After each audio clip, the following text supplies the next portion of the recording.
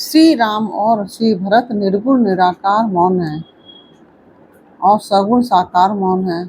श्री लक्ष्मण सगुण मौन निर्गुण की तुलना में बहुत कठिन है। यहाँ पर बोलकर भी मौन रहा जाए और ना बोलकर भी मौन रहा जाए, वह है लक्ष्मण का मौन। राधे राधे। कैसे हैं आप लोग? ईश्वर कृपा से आप सब अच्छे होंगे।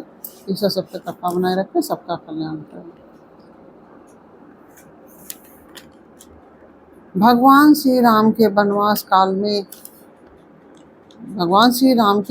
काल के मध्य चित्रकूट में मौन के परमाचार्य श्री भरत जी, जो एक व्यवहारिक धर्म संकट का अनुभव करते देखे गए, जब वे कहते हैं कि यहाँ उपस्थित प्रभु श्री राम मुनियों, गुरुजनों और माताओं के समक्ष इस पवित्र स्थल पर मुझे कुछ पूछने या कहने का अधिकार नहीं है। भरत जी विनम्रता से कहते हैं, विद्वत समाज और तीर्थ में पूजनीय लोगों से प्रश्नोत्तर करना मेरे लिए उचित नहीं है, पर यदि मैं चुप रहता हूँ तो मुझे अशिष्ट समझा जाएगा और यदि बोलता हूँ तो इसे पागलपन माना जाएगा। वे कहते हैं कि मैं बहुत छोटा हूँ, यही समाज थल बूझब राउर, मौन मलिन मैं बोलब बाउर, छोटे बदन कहूँ बड़ी बाता, क्षमब तात लखी बाम विधाता। तात्पर्य, भरत जी जब भी मौन रह गए तब वे ननियाल से अयोध्या पधारे और प्रभु श्री राम, श्री सीता और लक्ष्मण के वन गमन का समाचार सुनकर पिता की मृत्यु को भूल जाते हैं। भरतई बिसरेउ पितु मरण, सुनत राम बन गौनु, हेतु अपन पौ, जानी जिय थकित रहे धरि मौन। मौन उस काल का नाम है जब हम अपने किए को विस्मृत कर चुके हैं और ईश्वर के कार्यों को देख अचंभित या हर्षित होते हैं। मौन काल में वाणी के औचित्य और अनौचित्य का संपादन व सुसृजन होता है। उस समयावधि में मन और बुद्धि से परामर्श लेकर चित्त अहंकार को यह कहकर शांत करता है कि तुम्हारा किया तो कुछ है ही नहीं। जिस काल में हमारे कर्तव्यों का काल दर्शन नहीं होता है, मौन की वही स्थिति है। अहम की सुप्त अवस्था में ही मौन परिभाषित होता है। मौन जब स्थिति को प्राप्त होता है तब चित्त कक्ष पूर्ण रूप से रिक्त होता है, वहाँ किसी की उपस्थिति नहीं होती है। वस्तुतः अपनी विस्मृति हो जाना ही मौन है और वही अपने स्वरूप की स्मृति भी है। वाणी व्यवहार विषयक है और इसका निर्माण उस मौन काल में ही होता है जब चित्त अनहद को सुनता है। जब चित्त सुनता है तब वाणी प्रथम हो जाती है और श्रुति धृति होकर भी अद्वितीय रहती है। मौन में हमें कोई संकल्प नहीं करना होता, क्योंकि संकल्प आते ही विकल्प उसके साथ आता है। दोनों मौन के विरोधी हैं। पूज्य गुरुदेव महाराज श्री राम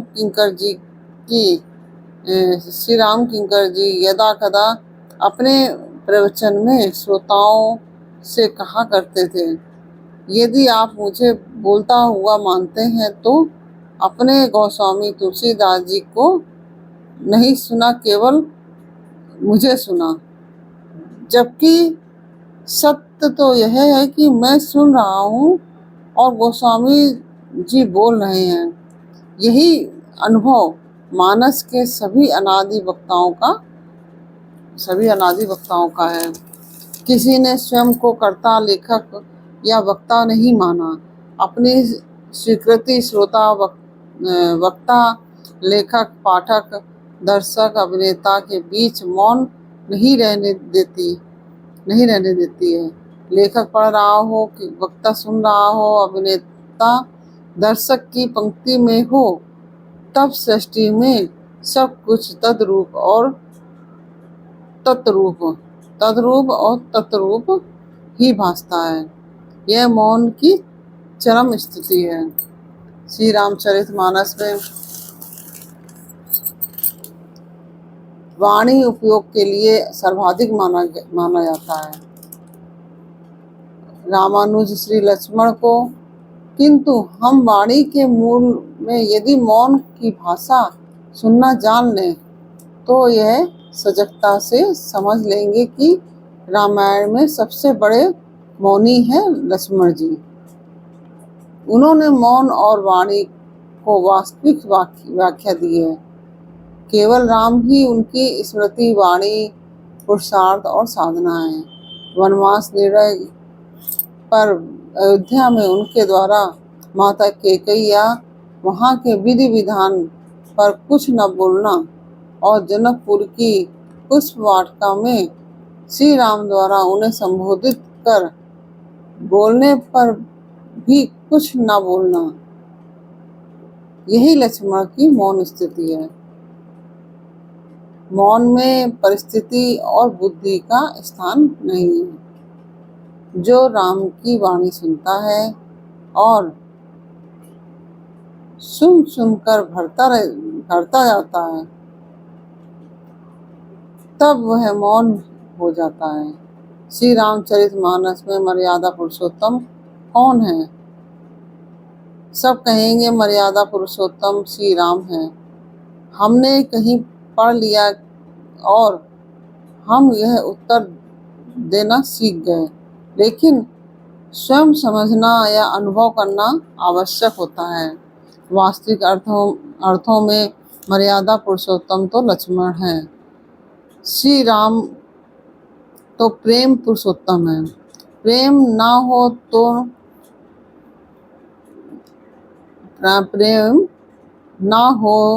तो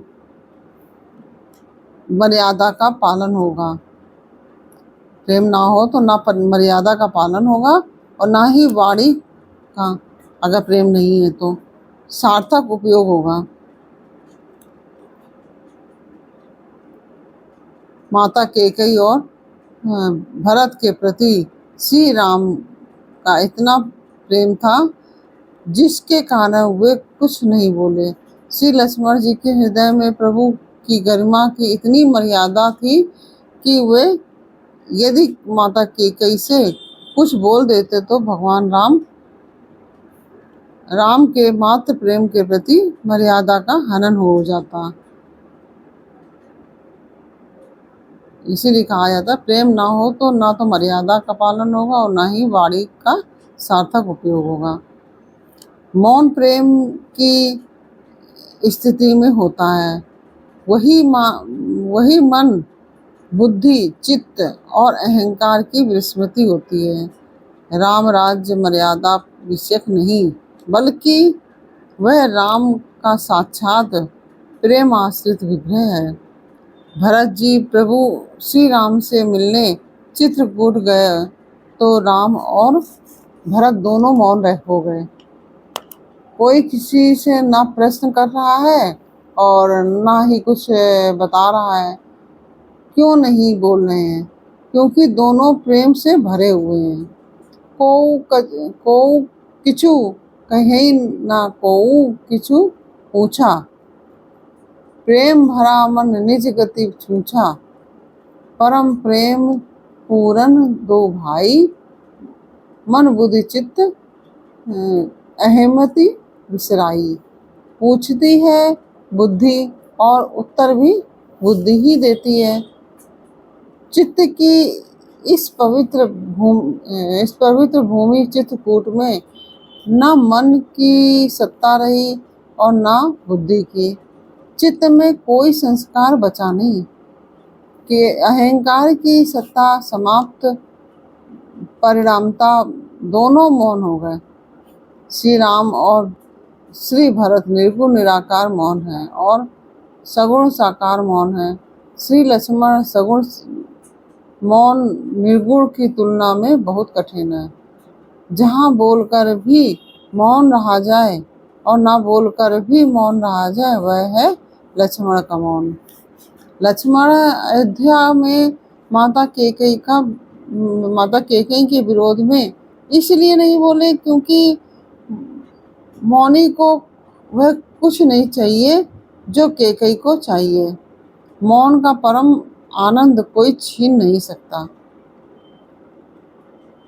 लक्ष्मण के परम आनंद श्री राम थे, उनका तो कुछ छूटा ही नहीं। जनकपुर की पुष्प वाटिका में श्री सीता जी के सौंदर्य की प्रशंसा करते हुए श्री राम लक्ष्मण जी को संबोधित करके कहते हैं, तात जनक तनया यह सोई, धनुष यज्ञ यही कारण होई, जासु विलोकी अलौकिक शोभा, सहज पुनीत मोर मनु शोभा। भगवान श्री राम जी के सौंदर्य पर मुग्ध हैं। भगवान श्री राम सीता जी के सौंदर्य पर मुग्ध हैं और पर लक्ष्मण जी उत्तर नहीं देते हैं क्योंकि वे प्रेम की मर्यादा जानने वाले मर्यादा पुरुषोत्तम हैं। वह जानते हैं कि चंद्रमा और चकोर के बीच धरती की उपस्थिति नहीं होती। प्रेम मौन चाहता है, वाणी द्वैत सिद्ध करती है। वस्तुतः लक्ष्मण भगवान के प्रेम के कारण नहीं बोले, भगवान के प्रेम के कारण नहीं बोले। प्रेम एक ऐसा राजा है जिसे बिना किसी का तिरस्कार और बिना किसी को निमंत्रित किए आत्मानंद में रहकर मौन रहना होता है। राधे राधे। जय श्री राम।